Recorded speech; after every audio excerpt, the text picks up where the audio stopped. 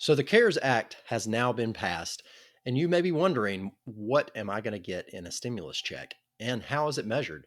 Today, we're going to talk through a way that you can see exactly how much you're going to get for the income that you made in 2018 and or 2019 by using a calculator and finding out some other unique facts.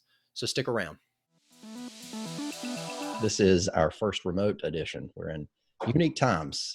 I have Grayson Blazek here with me.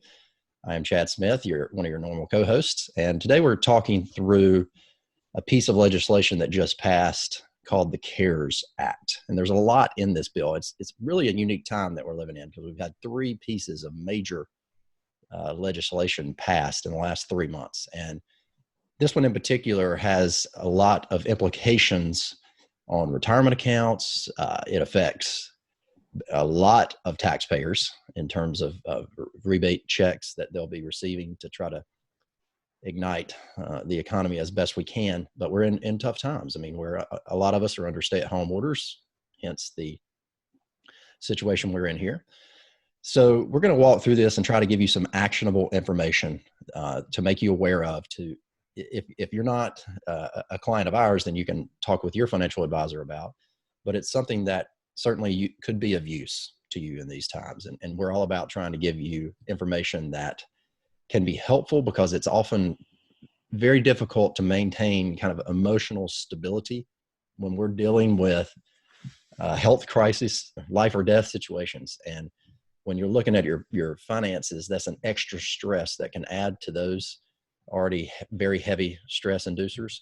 So we want to give you things that you can control, in essence, the things that you might be able to take into consideration for years to come that could benefit you. So, Grayson, I know you've carved through the bill thus far.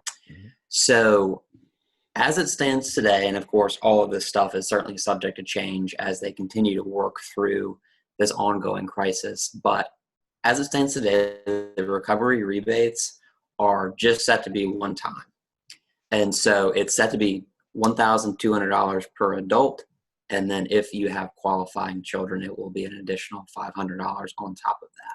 So if you're a single taxpayer, $1,200.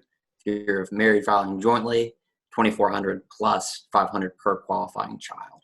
Mm-hmm. So there are income limitations to that, however.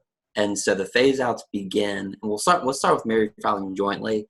So the phase out begins at AGI, or adjusted gross income, of $150,000.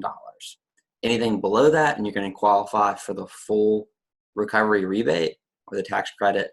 If you go above that, though, it slowly starts to phase out. And once you reach $198,000, it will be completely phased out unless you have children. And then there's going to be a little bit of a formula you have to work with. We'll link to a calculator in the show notes. So rather than really going into the numbers heavily here, because that can be a little bit hard to follow, we'll link to a calculator that you can input your own AGI so you can get a sense of what you should expect for that rebate.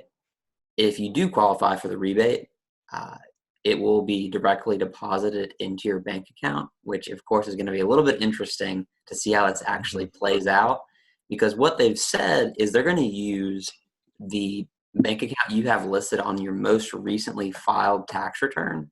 And so as you can imagine, people will change banks over time.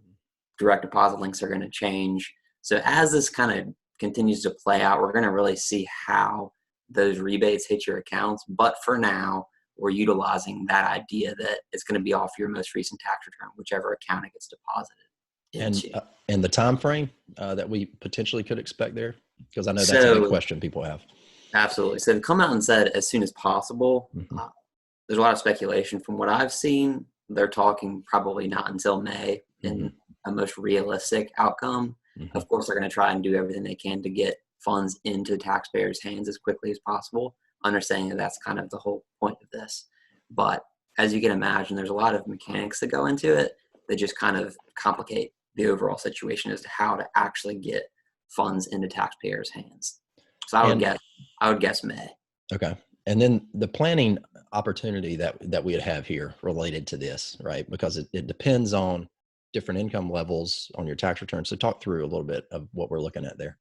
Yeah, so it's actually really interesting timing on all this because we are kind of in the heart of 2019 tax filing season. And so what they've said is if you have not yet filed your 2019 tax return, they're going to utilize your adjusted gross income from your 2018 return. If you've already filed your 2019 return, they're going to utilize 2019 adjusted gross income. So what we're working through with a lot of clients right now is folks who have not filed their actual 2019 return. We're taking a step back, getting an understanding of what their income looked like in 2019.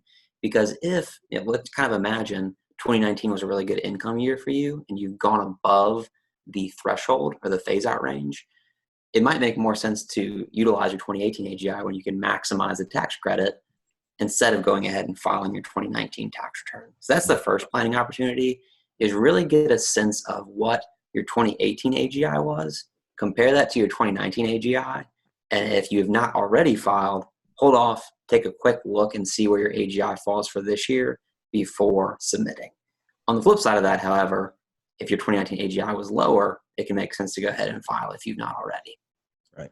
And what about those people that, had some good income years in 2018 and 2019, and then are going to be affected potentially by a coronavirus situation, like a job loss, or they actually contract the sickness, or they're dealing with, child care, whatever the circumstance may be, and they're going to have lower income in 2020, right? Yeah, But they're over the limits for the previous years.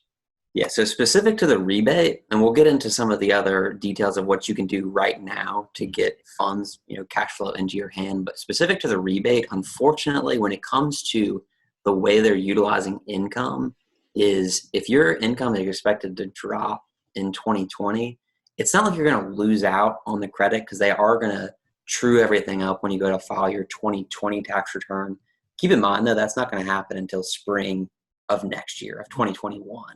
And so, unfortunately, when the kind of the whole crux of this, or the whole point, is to get the funds into the taxpayers' hands, if your income was too high in 2018 or 2019, you're unfortunately going to have to wait to get that rebate until you file your 2020 tax return. Check out the calculator. I think that'll kind of give you a real sense of what the actual rebate's going to be in your situation. And you can kind of play around with it, get a sense of if you have children, what that kind of does to the credit. Keep in mind, specific with children, it has to be those who qualify for the child tax credit. So they have to be a dependent who lives in your home, and they have to be age 16 or younger. Right. So if you have 17-year-old or 18-year-old, unfortunately, they do not qualify for the additional $500 credit. So this was just one piece of the bill, and there's a lot in it. So we want to keep you up to date of all the things that affect you as we're going through this period. If you don't want to miss our next video, you can subscribe here to the left, or you can catch our next video below, and we look forward to joining you next time.